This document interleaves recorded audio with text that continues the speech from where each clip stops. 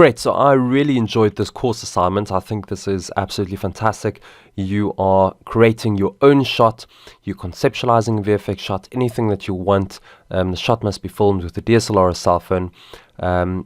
Very much encouraged to use the green screen that you have. Shot must be between 50 and 100 frames long, so it's not too long. And then you want it to at least contain green screen, CGI, and contain separate elements, or two of these at least.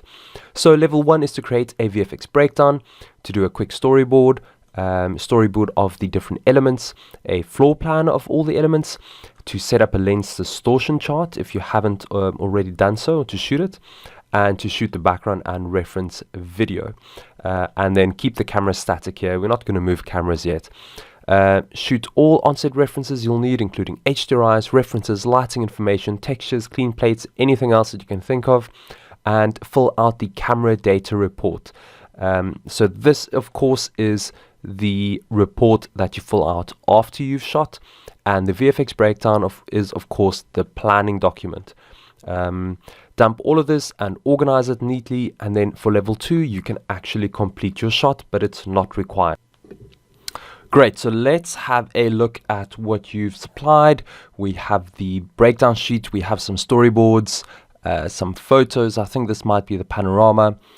We have your final render and everything that you've captured. So let's just start off with the VFX breakdown sheet. iCamera Jonathan and his friends walk into his room, and he starts to talk to his talking iCamera on a stick hanging on a wall, and it's moving. You're in your room.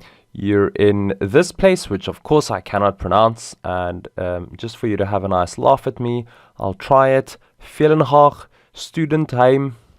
I don't know. I guess in Afrikaans it's Studenthuis, which in English is student house. Shot description is the scene is shot from two perspectives with tripod. VFX required is comp, CG model, and clone. CG amount 1, notes is nothing. These what are these? What is that? Never seen those. That's interesting. Anyway, so I'm assuming that, hang on, it's just so much easier to understand these when you put them in blocks,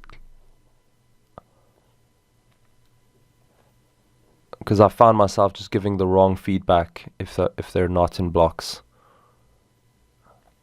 and then I just get it wrong. There we go. Okay, so shot description here is the scene is shot from two perspectives. CG model 1, mount.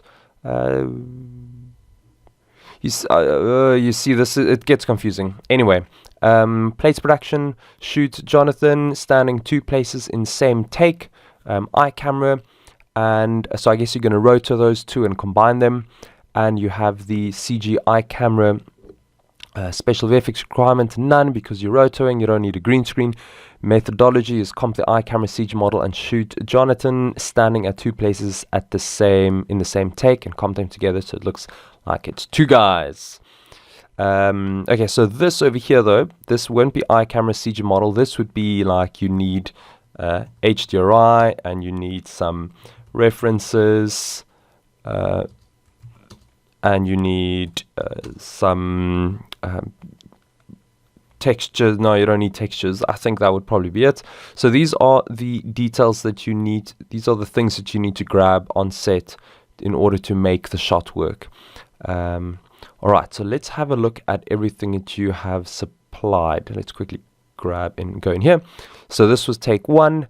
This is, I think, take 2. I think you did 2 shots and you combine them. So also, by the way, if those are 2 shots, you want this to be, if you're doing it in 2 shots, you need 2 over there. And I think this would be your HDRI, your panorama. Just take note, what I'm noticing here is that you're not bracketing your HDRI. You have to bracket your HDRI to get the right exposures. So do have a look here again at HDRIs in Module 1, Lesson 2, about how to shoot bracketing, because it's super important that you bracket your exposures. I think it's, where do we talk about it here? Most common practical protocol for shooting HDRI is 90 degrees intervals. this will create 6 different angles at 7 brackets exposures. So 7 exposures per camera angle, that's quite a lot. These images are merged to create a single image with high dynamic range. And it's very important that you get a high dynamic range when you create your HDRI, because otherwise, if you look at this, you see there's no information out this window. And if you have a highly reflective surface, you don't just want a big white blob reflecting in the metal. You actually want to see potentially what is out there in the reflection, which would be a realistic thing. It also seems like you used Photoshop to stitch this, which is not a problem. But of course, if it doesn't wrap correctly, which I don't think it does, because if you look at this, I'm just going to make this bigger so we can get into it. Your floor looks completely wrong and everything is distorted as soon as you put it into a sphere. That's not right. That's not what that looks like. Everything here is wrong now, and that is purely because your stitch is incorrect. So please do go and download PTGUI. It is what you need to use to stitch this correctly. As you can see from these examples, if we just have a quick look here at the panoramas, let's look here at the gallery. Where's our gallery? You can see how these have distortion in them. You can see how this is different to yours, where yours is just completely straight. It doesn't compensate for distortion. It also doesn't have a top and a bottom, where this does have a complete 360 HDRI. So you can see over here, if I look around, if I look to the top, there's no distortion there. If I look to the bottom, there's a little chrome ball, which is quite cute. And you can see that nothing is distorting, whereas you have all these lines coming into the bottom, so your HDRI is incorrect. And please, please, please, you need to realize how to do your HDRIs correctly for CG reflections. Okay, here we go. We've got a storyboard. Person walking in, you have your little CG arm over there. This is the reverse camera angle, and then that's your floor plan. Now, something to take into consideration is please do have a look at doing storyboards of the elements. Right now you just did of the final shot, but I'm also looking for the elements, because it helps so much if you're telling somebody else how to shoot it, that they know exactly what to shoot and how to shoot it, because sometimes you can't do both. Let's quickly go back here. Okay, so these are your 2 elements. Let's have a quick look at the shot. Here we go. So that's your roto. Well done on rotoing those two elements together. Quickly want to double check. Yep, just watch out for little errors over there. You can spot those. It wasn't really visible on a quick playback, but there you go. You can definitely see you've got a little flash there. And I'm assuming this is also a roto, which is totally fine. That looks good. So your reflections over here, I hope that those were generated by the HDRI. They won't be 100% correct, of course, because of the fact that the HDRI was not taken correctly. But now you know how to correct it and what to do. Let me quickly go back here.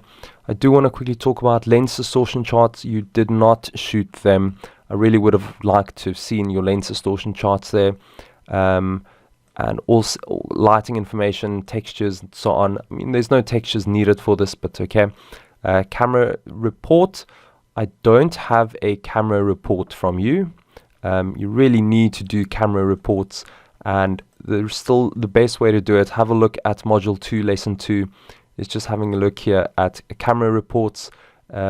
This is all about camera reports and how to do your camera reports properly. Please do a proper camera report, because it helps a tremendous amount if you are going back to go take another shot, or you need to shoot something else. You need to know what lens you used. You need to know what camera you used. You need to know a lot of things to be able to shoot something that matches. And you did not do the camera report, even though it was a requirement. So have a look at that. There we go, the PDF of the camera report. Screenshot, you've submitted me that. That's great. storyboards, planned elements and floor plan, fantastic. So I'd say well done. I did give you a little bit of notes and things that I think you can definitely improve on.